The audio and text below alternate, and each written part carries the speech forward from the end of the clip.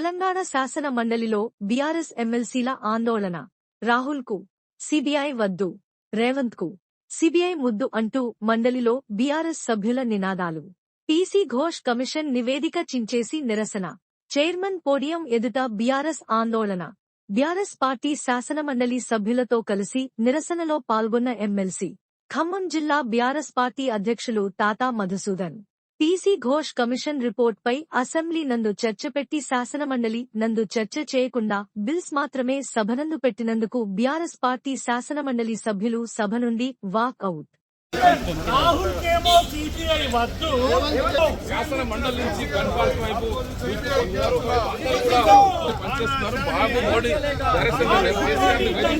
తెలంగాణలో బీఆర్ఎస్ పార్టీని వేధించడం కోసం తీర్చిదిద్దడం ఖాయం.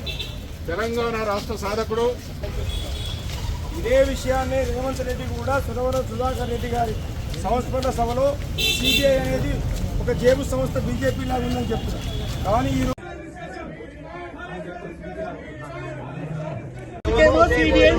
రాహుల్ గాంధీకి సిబిఐ వద్దు, రేవంత్ కేమో సిబిఐ ముద్దు, రాహుల్ గాంధీకి సిబిఐ వద్దు, రేవంత్ కేమో సిబిఐ ముద్దు, రాహుల్ గాంధీకి సిబిఐ వద్దు, రేవంత్ కేమో సిబిఐ ముద్దు, రాహుల్ గాంధీకి సిబిఐ వద్దు.